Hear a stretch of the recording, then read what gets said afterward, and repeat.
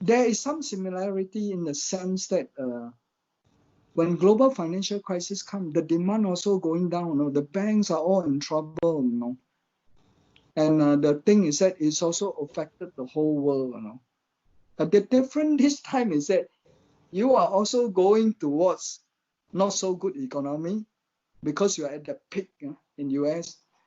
Then here you go, you have COVID coming in. You know,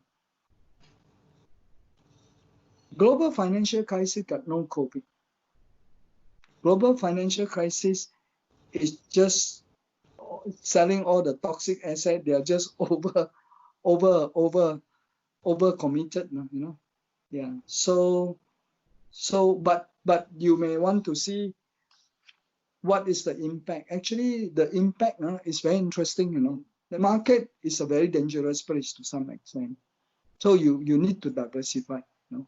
So okay, now so now you have this COVID coming in. What's so important about COVID? COVID is that you 100% affected your productivity very badly. You're asking people not to open shop. You're asking people not to work. And then a whole bunch of people are sick, you know. So people are quite frightened. But this time, potentially, economy will slow down, but you have COVID. You understand? Then you want to ask further, what happened to the interest rate? US at that time. Now, global financial crisis, the interest rate are a bit higher, so they can ease the interest. At the moment, your US interest rate is already at the lowest. And when your interest rate is so low and yet your market crash, you know. So investing is an art. There's no static, you know. Every crash comes differently. So the key is that your economy will slow down and you have a COVID which is hanging around. Yeah. So that is a big difference. But I always believe that they will sort it out. What do you anticipate the recovery? Will it be V, U, or W recovery during this crisis?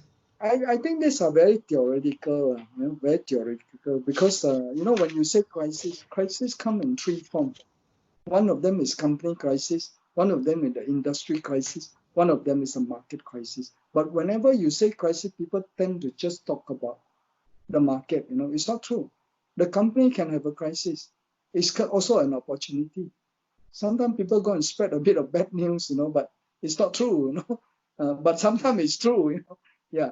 Then industry, you know, like palm oil has been bad for a while, and then suddenly palm oil come back, you know. Tin also same, you know. Nickel also same, you know. So they have their own cycle, you know. So okay, can Dr. Tan tell us that could you predict the inflation rate that we'll be facing in the coming months or a year? Coming months, I do not see high inflation in short term. How do you have inflation when the demand is not there? Not likely.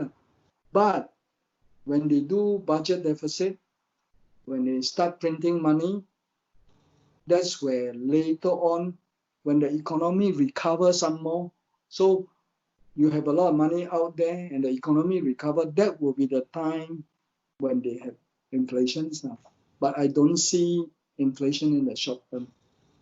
Okay, let's go a little bit back to the history.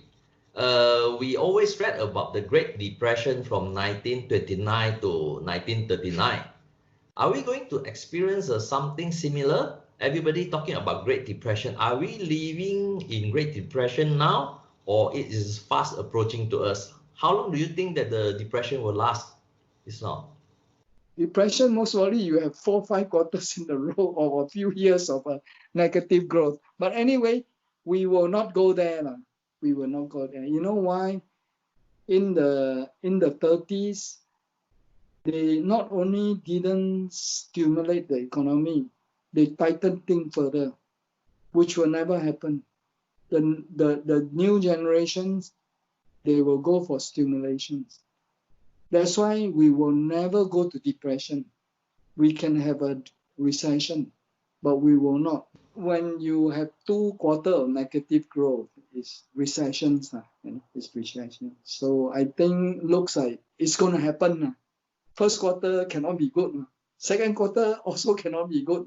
So if country that go negative economic growth rate 2 quarters in a row, Many of them will have that situation. So it's recession. You more or less can see that it will be slowing down significantly. IMF just came out with a report not too long ago. Then if you can see, they are forecasting negative growth rate for this year. For most countries, US, they're forecasting economic growth rate to be minus 5.9%. Italy is among the worst, I think. Italy is going for 9.1, which is the worst of the whole bunch. Spain is minus 8%. Even China is no good. Even China, they're going for... China has never grown so badly. China is going to go for only 1.2% positive. So China is among the better one. Yeah. India is still going to be positive 1.9. Yeah. Germany, surprisingly, Germany is minus 7%. France is minus 7.2%. Malaysia is interestingly minus 1.7%. You can see already, your productivity total knockout. You think you work at home, your productivity is better. I don't believe that.